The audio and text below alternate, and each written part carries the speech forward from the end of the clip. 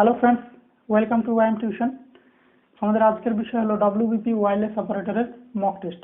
তোমাদের জন্য নিয়ে এসেছি একদম সিলেবাস ওয়াইজ। তোমরা ভিডিওটি কোথাও স্কিপ না করে সম্পূর্ণ দেখো।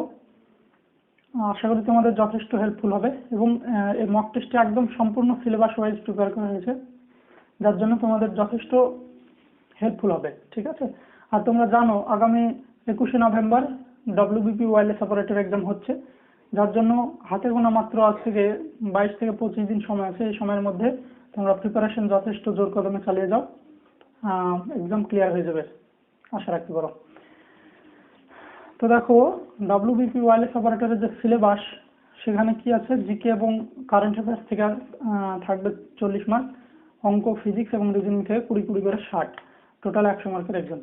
তো আমি কি করেছি, এই 100 মার্কের মক টেস্ট নিতে গেলে অনেকটা লম্বা হয়ে যাবে, তাই আমি একদম সিরিজ একটি তৈরি করব এবং চেষ্টা করব যে প্রতিদিন একটা করে সিরিজ দেওয়ার, যার জন্য মানে সিলেবাস ওয়াইজই হবে, কিন্তু এই 100 মার্কে আমি 4 ভাগে ভাগ করে, অর্থাৎ 1-এর 4 করে নেব। মানে আমি বলতে চাইছি এটাই যে জিকে এবং কারেন্ট অ্যাফেয়ার্স থেকে থাকবে 40 মার্ক, তো আমি এখানে 10 মার্ক নেব। অঙ্ক, ফিজিক্স এবং রিজনিং থেকে 20 করে থাকবে, 20 করে। তো সেখানে 3×60 মধ্যে আমি 15 নেব, অর্থাৎ তোমাদের মক টেস্টটি হবে মানে 25 নম্বরের। ঠিক আছে? এবং একদম সিলেবাস ওয়াইজ হবে। তো চলো শুরু করি। প্রথম প্রশ্ন তোমরা স্ক্রিনে দেখতে পাচ্ছ। আর হ্যাঁ, আরেকটি কথা বলি, আমি ফিজিক্সের কোয়েশ্চেন্সগুলো ইংলিশে নিয়েছি, কেননা মেন্সের কোয়েশ্চেন্স তোমাদের ইংলিশে হবে। তার জন্য আমি অনেক চেষ্টা করেছি কোয়েশ্চেন্সগুলো ইংলিশে করার, কেননা মেন্সে তোমাদের এটা হেল্পফুল হবে। ঠিক আছে? আর ইংলিশে থাকলাম, বাংলায় বলে দেবো। তো প্রথম প্রশ্ন, Dynamo is a device which, কোনটি সঠিক হবে? মানে বলছে এখানে ডায়নামো একটি কোন প্রকার ডিভাইস, মানে ডায়নামোতে কি হয়। প্রথম এদের মধ্যে সঠিক অ্যান্সার হবে, তোমরা বুঝতে পারছো, অপশন এ। অপশানে ডায়নামো কি করে, convert mechanical energy into electric energy. ঠিক আছে? ডায়নামোতে কি হয়, মেকানিক্যাল এনার্জি থেকে ইলেকট্রিক এনার্জিতে পরিণত হয়। কি থাকে, ডায়নামোতে একটা টারবাইন থাকে এবং ম্যাগনেটিক ফিল্ডের মধ্যে ওই টারবাইনটা ঘুরে, যার জন্য একটা ইলেকট্রিক কারেন্ট প্রডিউস হয়। ঠিক আছে? আর এটার সঙ্গে জেনে রাখো, ইলেকট্রিক মোটরে কি হয়, ঠিক উল্টো কেস হয়, মানে ইলেকট্রিক কারেন্ট থেকে মেকানিক্যাল এনার্জি প্রডিউস হয়। দ্বিতীয় প্রশ্ন, স্ক্রিনে দেখতে পাচ্ছ, হু ডিসকভার্ড ব্যাটারি, মানে যে আমরা ইলেকট্রিক সেল বা সেল বলি যেটাকে, মানে ব্যাটারি কে আবিষ্কার করেছে, কে আবিষ্কার করেছিলেন, ব্যাটারি কে আবিষ্কার করেছিলেন? এটা সঠিক অ্যান্সার হবে ভোল্টা। ঠিক আছে? Option B, Volta. ব্যাটারি কে আবিষ্কার করেছিলেন?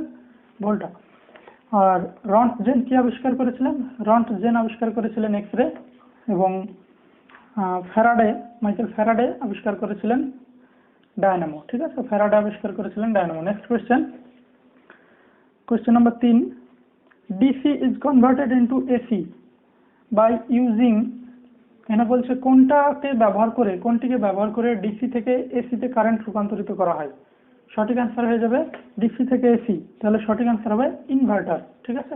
ইনভার্টার কি করে, ডিসি থেকে এসিতে রূপান্তর করে।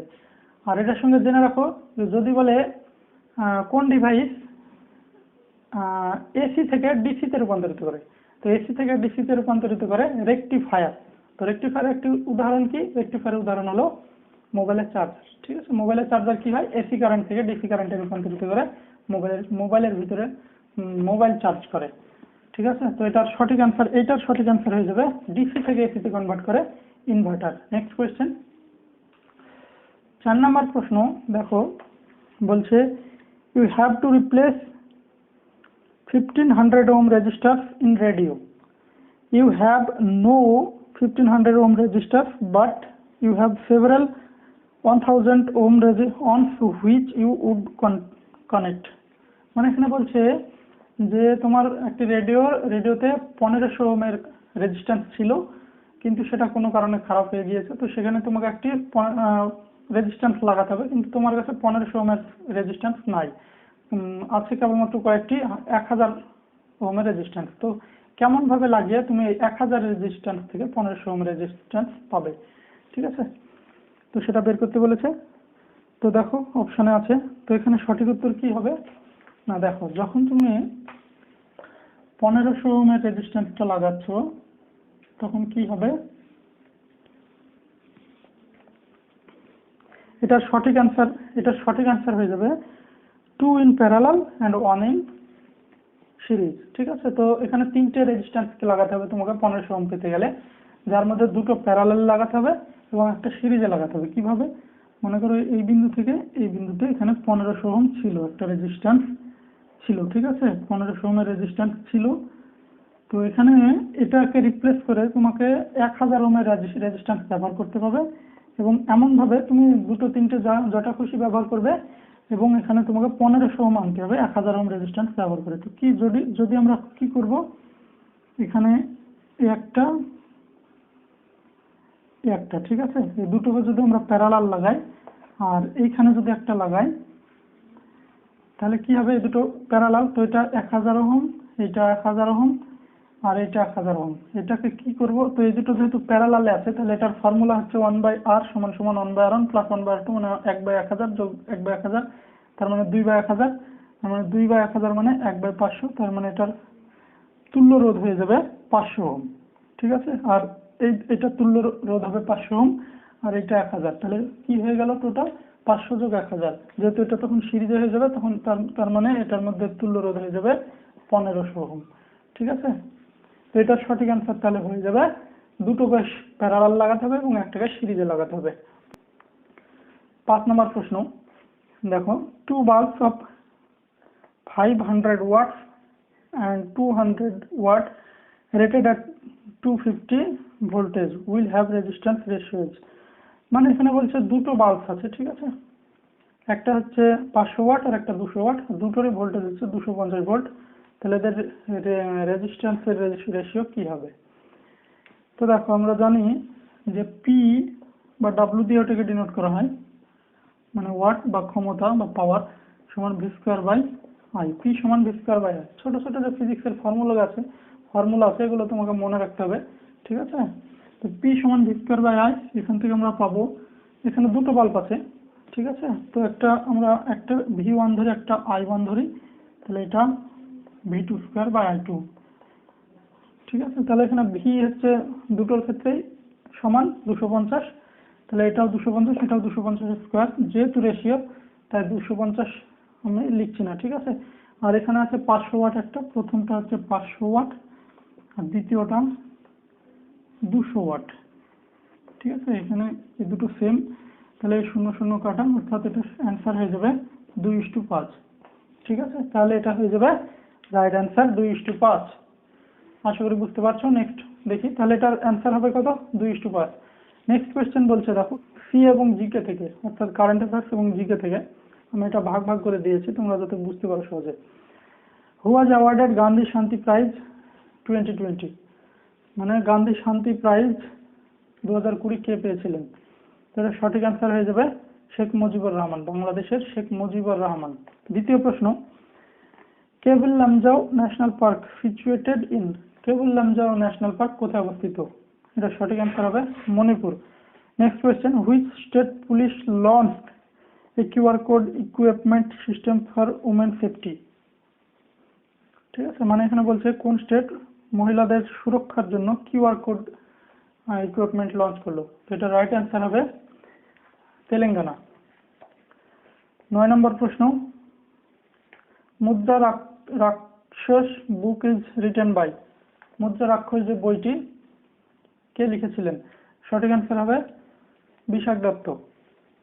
Next question, what is the full form of GSLV, জিএসএলভির সম্পূর্ণ নাম কি।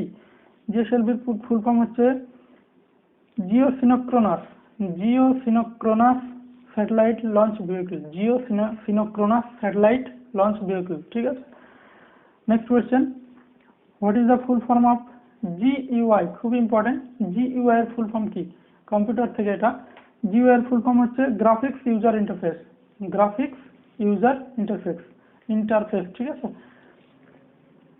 Next question, real name of Birbal, বীরবলের real name কি ছিল, তো এটা রাইট অ্যান্সার হয়ে যাবে মহেশ দাস।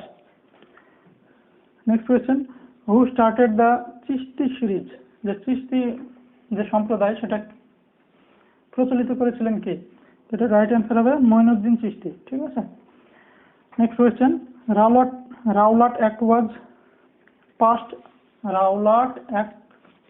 পাস্ট অন, মানে কত সালে রাওলাট আইন পাস হয়েছিল? রাইট অ্যান্সার হবে 1919 খ্রিস্টাব্দে। ঠিক আছে, 1919 সাল। পরের প্রশ্ন, লার্জেস্ট পোর্ট অফ ইন্ডিয়া, ভারতের সবচেয়ে বৃহত্তম বন্দর কোনটি? সবচেয়ে বৃহত্তম বন্দর কোনটি হবে? Right answer Mumbai. ঠিক আছে, রাইট অ্যান্সার হয়ে যাবে মুম্বাই। তো এটা কারেন্ট অ্যাফেয়ার্স এবং জিকে থেকে এই ছিল 10টি প্রশ্ন। তারপরে রিজনিং থেকে আরো 5টি প্রশ্ন। তো দেখো question number 16, how many triangles are there in the figure below, মানে যে নিচের এই যে ছবিটা তোমরা দেখতে পাচ্ছ এখানে ট্রায়াঙ্গলস কটি আছে? খুবই ইম্পর্টেন্ট প্রশ্ন। দেখো এখানে কটি ট্রায়াঙ্গেল আছে, তো আমি বোঝার জন্য কি করছি, ত্রিভুজটা এখানে আঁকিয়ে নিচ্ছি। দেখো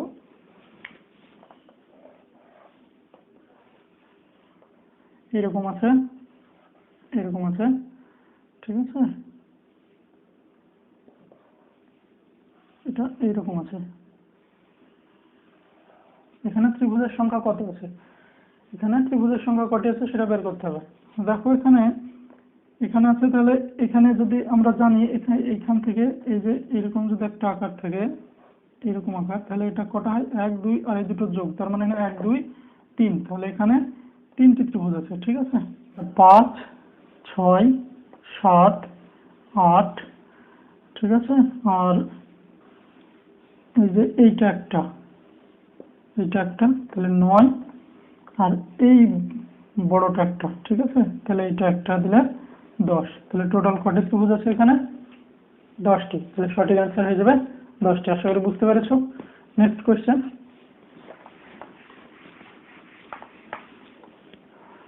পরের প্রশ্ন বলছে, দেখো ACT = 41, ঠিক আছে, তাহলে ACT এর মানে যদি 41 হয় তাহলে পোয়েটের মানে কত হবে? ঠিক আছে, ACT এর মানে যদি 41 হয় তাহলে পোয়েটের মানে কত হবে? তো এখানে আছে ACT 41, ঠিক আছে, তাহলে 41 এস এর ভ্যালু আমরা জানি 19, ই এর ভ্যালু 5, টি এর ভ্যালু 20, এগুলো যদি আমরা যোগ করি তাহলে কত হবে? 19 আর 5 24 আর 20 44, তো 44, কিন্তু এখানে আছে 41, তাহলে কি 3 বিয়োগ করছি, তো এই 3 কোথা থেকে আসছে? এখানে 1 2 3, তিনটে সংখ্যা আছে তাই 3 বিয়োগ, তাহলে কি পাচ্ছি? 41। ঠিক আছে, তো একই রকম ভাবে যদি আমরা করি POET পোয়েট, তো পি এর ভ্যালু 16, ও হচ্ছে 15, ই 5, টি 20, যোগ করলে হচ্ছে 15 16 31 36 আর 20 56। ঠিক আছে, 56 থেকে 1 2 3 4, 4টি সংখ্যা আছে 4 বার, তাহলে উত্তর হয়ে যাবে 52। তাহলে এটা রাইট অ্যান্সার হলো 52। ঠিক আছে, আশা করি বুঝতে পেরেছো। পরের প্রশ্ন, ফাইন্ড ওড নাম্বার। তো দেখো এখানে ওড নাম্বার কোনটি সেটা বের করতে হবে। ঠিক আছে, তো এদের মধ্যে ওড নাম্বার কোনটি সেটা বের করতে হবে। তো দেখো কি আছে? 2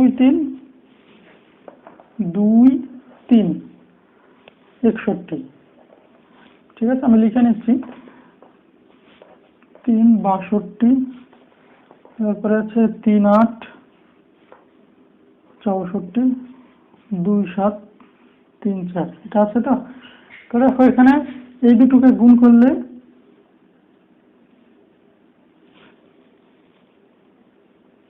এই দুটোকে যদি আমরা গুণ করি তাহলে 6 পাচ্ছি, আবার এই দুটোকে গুণ করলেও 6 পাচ্ছি। ঠিক আছে, আবার এই দুটোকে যদি গুণ করি 12 পাচ্ছি, এই দুটোকে গুণ করলেও 12 পাচ্ছি, এই দুটোকে গুণ করলে 24 পাচ্ছি, এই দুটোকে গুণ করলেও 24 পাচ্ছি, এই দুটোকে গুণ করলে 14, এই দুটোকে গুণ করলে 12। তাহলে দেখো এটা সমান হচ্ছে না, তাহলে সঠিক অ্যান্সার হয়ে যাবে এটা। ওড হচ্ছে এদের মধ্যে তাহলে 27 34। তোমরা কি করবে, ভিডিওটি একটু করে পজ করে নিজেরা করার চেষ্টা করবে এবং তারপরে না পারলে সলিউশনটি দেখে নেবে। পরের প্রশ্ন দেখো,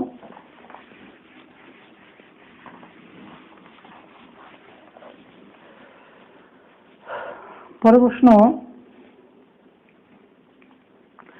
among TMS, J and U is having different height, মানে বলছে এখানে TMS এবং U এর আলাদা আলাদা হাইট আছে, তাদের উচ্চতা কারো সমান নয়। ঠিক আছে, J is shorter only than T, J কেবলমাত্র T এর থেকে ছোট, M is not as tall as U and U is shorter than S, মানে বলছে এম হচ্ছে ইউ এর মতো লম্বা নয় এবং ইউ হচ্ছে এস এর থেকে ছোট। তাহলে বের করতে বলছে হু among them is the shortest, এদের মধ্যে সব থেকে ছোট কে। তো এটা কি করবে, দেখো অপশন আছে এস ইউ জে এম। তো আমরা প্রথমে দেখো বলছে যে J is shorter only than T, যে কেবলমাত্র টি এর থেকে ছোট, কেবলমাত্র টি এর থেকে ছোট, তো অন্য কারো থেকে ছোট নয়। ঠিক আছে, তাহলে যে হতে পারে না, কারণ যে কেবলমাত্র টি এর থেকে ছোট, অন্য কারোদের থেকে ছোট নয়, তাহলে যে হবে না। তারপরে কি বলছে, M is not as tall as U, M U এর মতো লম্বা নয়, তাহলে এখানে ইউ অবশ্যই এম এর থেকে বড়, তাহলে এম ইউ হতে পারে না, কারণ ইউ এম এর থেকে বড়। ঠিক আছে, তাহলে এখানে ইউ বাদ, ইউ হবে না। ঠিক আছে, তারপরে কি বলছে, U is shorter than S, তাহলে ইউ আবার এস এর থেকে ছোট, তাহলে এস বড়, তাহলে এসও হতে পারে না। তাহলে সঠিক অ্যান্সার কি হবে, তিনটে যদি না হয় তাহলে অবশ্যই এম হয়ে যাবে রাইট অ্যান্সার, অর্থাৎ সব থেকে ছোট এম। তোমরা কি করবে, এখানে এই যে এখানে এরকম ভাবে লিখবে এস টি জে এম, এই যে এই মডেল, এই মডেলটা এখন এইভাবে যদি করতে যাও তাহলে অনেকটা টাইম লাগবে। ঠিক আছে, তো এখানে এইভাবে করবে যে সব থেকে ছোট যেটা সেটা পড়েই বুঝতে পারবে সব থেকে যে ছোট কোনটা। তারপরে প্রশ্ন,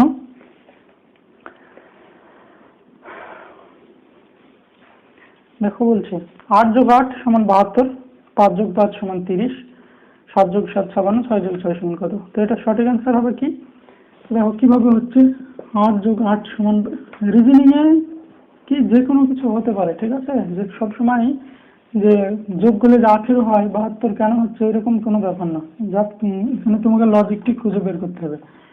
তো এটা 30 হচ্ছে 7 যোগ 7 সমান 56 হচ্ছে, 6 যোগ 6 কত হবে, তাই তো, এটা সমান কত হবে। তো তোমরা আগে একটু ভিডিওটি পজ করে নিজেরা চেষ্টা করে দেখো। তো দেখো এখানে কি হচ্ছে, আমরা যদি এই দুটোকে গুণ করি তাহলে কি হবে, 28 64 হবে, তাই না। তার সঙ্গে যদি আবার 8 যোগ করি তাহলে 72 হচ্ছে, হচ্ছে। আচ্ছা পরেরটাই দেখি, এই দুটোকে যদি গুণ করি 5 গুণ 5 25, তার সঙ্গে আবার যোগ 5 30, হ্যাঁ হচ্ছে। এই দুটোকে 7 7 49 যোগ 7 49, 7 56 হচ্ছে, তাহলে 6 6 36 আর 6 42, তাহলে সঠিক অ্যান্সার হয়ে যাবে 42। ঠিক আছে, পরের প্রশ্ন। তো রিজনিং থেকে 5টি প্রশ্ন কমপ্লিট হলো, পরের প্রশ্ন হচ্ছে ম্যাথমেটিক্স থেকে 5টি প্রশ্ন। ঠিক আছে, খুবই ইম্পর্টেন্ট। প্রথম প্রশ্ন, হুইচ ইজ লার্জেস্ট, এদের মধ্যে সব থেকে বড় কে, এদের মধ্যে সব থেকে বড় কে। 63, 45, 27, এদের মধ্যে সব থেকে বড় কে।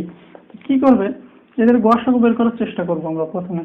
ঠিক আছে, গসাগু লসাগু বের করেও হয়, কিন্তু গসাগু বের করার চেষ্টা করবো, তাহলে ছোট হবে। তো এদের গসাগু আমরা দেখতে পাচ্ছি 9 হবে, তাহলে 2 to the power 7 to the power 9, 3 to the power 5 45 9, 5 to the power 3 তার 9, 6 টু দি পাওয়ার 2 9। তো এখানে আমরা দেখতে পাচ্ছি এদের মধ্যে বড় কোনটা, এবার অবশ্যই বুঝতে পারছি, এটা মানে 128, এটা মানে 3 টু দি পাওয়ার 5, মানে 3 3 9 3 9 27, 3 27 243, তাহলে এটা 243, এটা 125, এটা 36, তাহলে আমরা বুঝতে পারছি এটা হচ্ছে সব থেকে বড়, কারণ এটাকে আমরা 243 টু দি পাওয়ার 9 পাবো।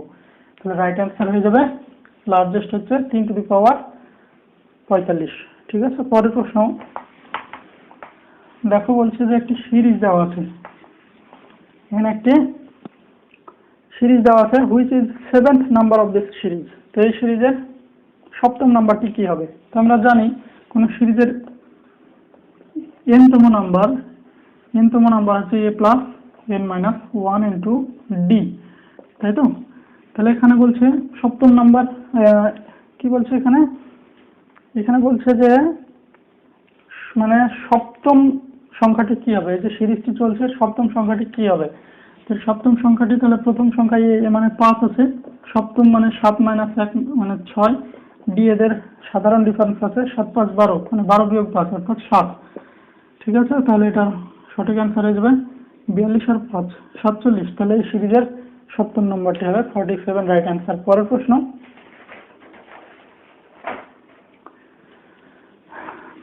বলছে লগ অফ √5 ইনফিনিটি, এটার মান কত হবে? ঠিক আছে, তো এটার মান কত হবে? আমরা জানি √5 মানে আমরা জানি লগ, এখানে 5 আছে, ঠিক আছে, লগ অফ √5 মানে এখানে 5, ঠিক আছে, এটা জানো অনেকেই এখানে কিভাবে হচ্ছে। তাহলে এখানে লগ 5 মানে 1, তো রাইট অ্যান্সার হয়ে যাবে 1। পরের প্রশ্ন, 3 - 4 বিন্দুগামী এবং x অক্ষের সমান্তরাল সরলরেখার সমীকরণ কত? সমীকরণটি হলো, কি বলছে যে 3 ও -4 বিন্দুগামী এবং x অক্ষের সমান্তরাল। তো x অক্ষের সমান্তরাল কোন সরলরেখার সমীকরণ হচ্ছে y = e। x অক্ষের সমান্তরাল সমীকরণ y = e, ঠিক আছে। তাহলে এখানে আমরা দেখছি যে 3 - 4 বিন্দুগামী, তাহলে এটা 3 - 4 যদি বিন্দুগামী হয় তাহলে এখানে -4 হবে y এখানে সমান a, তাহলে এর মান -4, অতএব সমীকরণটা হবে y = -4 বা y - 4 = 0। তাহলে রাইট অ্যান্সার হবে y - 4 = 0, ঠিক আছে। তারপরের প্রশ্ন, 5x² + 5y² - 8x + 6y - 15 = 0। এই যে এটি বৃত্তের সমীকরণ একটি, ঠিক আছে। তো এই বৃত্তের সমীকরণে ব্যাসার্ধ কত? এই বৃত্তটির ব্যাসার্ধ কত হবে? তো দেখো এখানে আছে কি 5x² + 5y² - 8x + 6y - 15 = 0, এটা তো আছে। তাহলে এখানে আমরা যদি এটাকে 5 দিয়ে ভাগ করে নিই তাহলে x² + y² - 8/5x + 6/5y - 3 = 0। তো এটাকে আমরা তুলনা করে পাই x² বৃত্তের সাধারণ আকারের সমীকরণ কত? y² - +2gx + 2fy + c = 0। এটা হচ্ছে বৃত্তের সাধারণ আকার। তো এই সমীকরণের সঙ্গে তুলনা করে পাই g এর মান কত? এখানে g = -4/5 আর f = এই যে এখান থেকে দেখতে পাচ্ছি আমরা 2 কাটা গেলে 3/5 হবে আর c = হবে -3। তাহলে তোমরা জানো কোন বৃত্তের যদি এটা সমীকরণ হয়, ঠিক আছে, তাহলে তার ব্যাসার্ধের দৈর্ঘ্য কত হবে? √g² + f² - c। এটা হচ্ছে বৃত্তের ব্যাসার্ধের দৈর্ঘ্য, ঠিক আছে। তো এটা যদি বৃত্তের ব্যাসার্ধের দৈর্ঘ্য হয় তো g² এর মান হচ্ছে 4/5, তো 4/5 মানে 16/25, f² মানে 3/5 মানে 9/25 - c মানে -3 হয়ে গেল এটা। তাহলে 16 9 25/25 + 3, তার মানে 25/25 মানে 1 হবে, 1 + 3 √4, তো √4 মানে 2। তো এই যে সমীকরণটি দেওয়া আছে এটার বৃত্তের ব্যাসার্ধের দৈর্ঘ্য হবে 2, রাইট অ্যান্সার হয়ে গেল 2, ঠিক আছে। তো এই ছিল 25টি কোয়েশ্চেন। তো তো তোমরা নিজেরা চেষ্টা করে কতটি পেরেছো কমেন্টে জানাও এবং তোমাদের স্কোর কত হচ্ছে দেখো। তো এইভাবে 25টি করে একদম সিলেবাস ওয়াইজ মক টেস্টের সিরিজ আমি নিয়ে আসতে থাকবো, তোমরা কন্টিনিউ দেখতে থাকো। তো কোনো চ্যাপ্টার যদি বা কোনো চ্যাপ্টারের অঙ্ক বা ফিজিক্সের কোনো কিছু বুঝতে অসুবিধা হলে কমেন্টে জানাও, আমি চেষ্টা করব তার যথোপযুক্ত ভিডিও আপলোড করে দিতে। তো ভিডিওটি লাস্ট পর্যন্ত দেখার জন্য থ্যাংক ইউ। আবার দেখা হচ্ছে নেক্সট মক টেস্ট নিয়ে। Thank you.